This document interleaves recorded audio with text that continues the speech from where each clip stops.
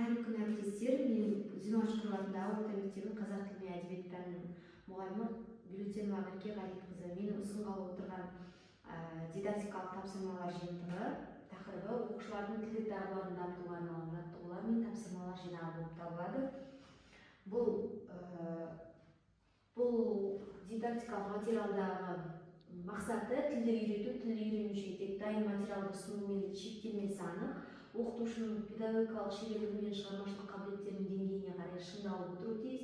Ұстаз Ахмет Байтұрсынұлы бір әдісті болу олқылықтың белгісі, мың әдісті болу шеберліктің белгісі деген тағылымды сөзін басшылыққа ала отырып, мен осы дидактикалық материалды құрастыруды жөн көрдім. Бұл тілді үйретудегі оқылым, тыңдалым, айтылым, жазылым әрекеттерін түрлі әдіспен немесе әдістемемен меңгеру арқылы қазіргі таңда кеңінен жолға қойылып отырған мәселелерді осы дидактикалық материалда айтатын боламыз.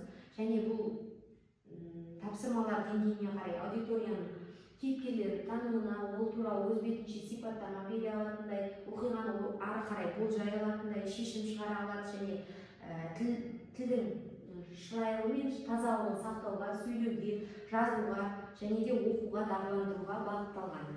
Фильмдер мен мәтіндерді жаттығулар мен мазмұны көлеміне сәйкес тапсырмалар әртүрлі жаңартылып жасалды және де мазмұнына қарай суретпен болжау, сәйкестендіру, кейіпкерлердің картасын, дұрыс немесе бұрыс, жетек сұрақтар, жағдаяттық тапсырмалар, диалогтық әдістер, тест тапсырмалары толығымен осы жинақта қамтылған. Әдістемелік құралдың мақсаты оқушыға ұлттық құндылықтар арқылы қазақ тілін меңгерту болып табылады.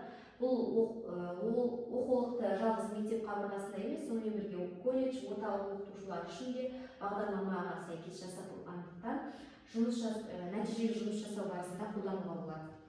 Ары қарай бұл оқулықтың мақсаты оқушылардың тыңдалым, айтылым, оқылым, жазылым, яғни 4 дағды бойынша әртүрлі кешенді түрде дамыту және де олардың коммуникативтік құзыреттілігін арттыру болып табылады.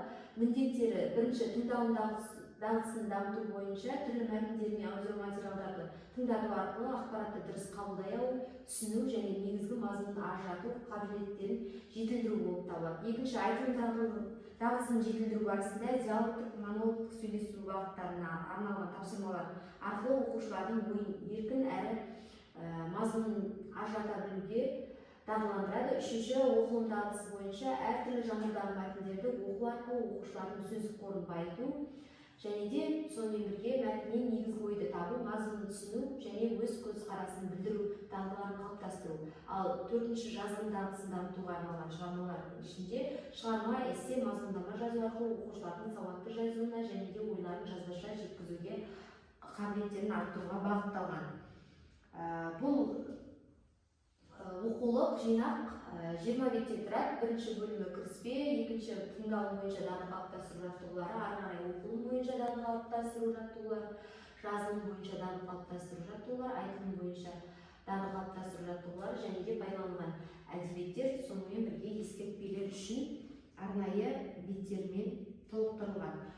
Бірінші тыңдалым бойынша дағды қалыптастыру тапсырмаларына 5-ші сынып бойынша «Менің атым Қожа» фильмінен үзінді көрсетіледі. Сол бойынша бірінші тапсырма: суреттерге сәйкес тақырыбын табыңыз және қысқаша әңгімелеп беріңіз. Балалар өзі сәйкес суреттерді көрсетеді. Оқиға барысында әжесі мен қожаның арасында болған әңгіме, бұл оқиғаның қай бөлігінде суреттеледі және де қожаның мен жалығып өзінің бұл өмірден баз кешкен тұсында майханның келуі, одан кешірім сұрауы сынды әртүрлі оқиғалар барысы бойынша оқиғаның бастауы, дамуы, шиеленісуі, шарттау шегі, шешімі сынды оқиғаның композициялық құрылымы бойынша суреттерді сәйкестендіріп қысқаша мазмұнын айтатын болады.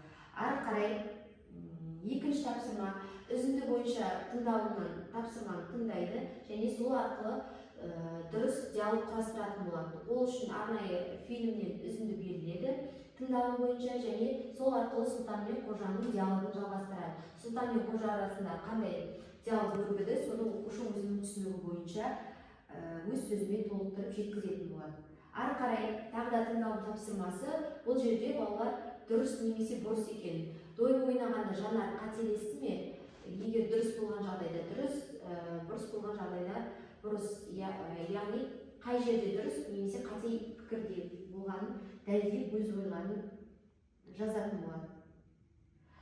Енді оқулық бойынша дағды қалыптастыру жаттығуларына бұл жерде мәтін берілген. Бұл Барса Келмес аралы бәрімізге белгілі Арал теңізінің солтүстік бөлігінде орналасқан. Осы мәтінді оқи отырып, балалар мәтін бойынша тапсырмалар орындайтын болады.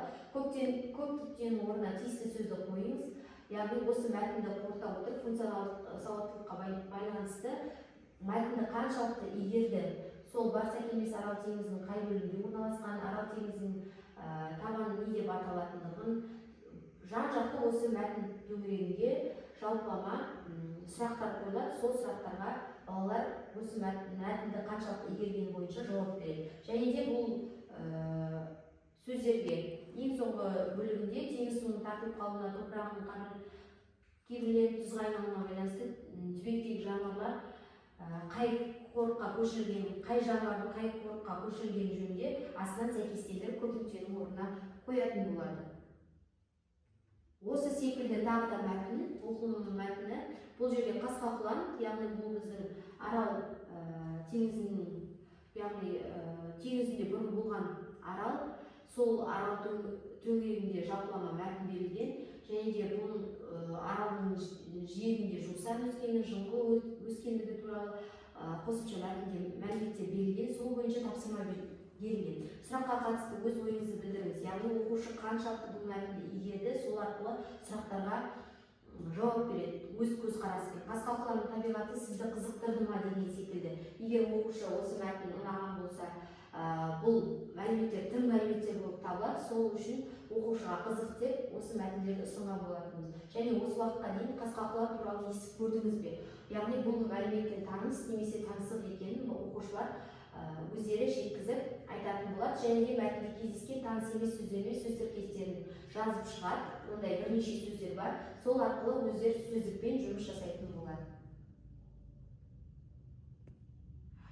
Осы секілді мәтіндер, осы секілді дидактикалық материалда неше түрлі мәтіндер жинағы қалыптасқан. Сол арқылы оқушының оқылым дағдысын, жазылым дағдысын және тыңдалым, айтылым дағдыларын жетілдіруге арналған тапсырмалар жиынтығы болып табылады. Тыңдағандарыңызға көптеп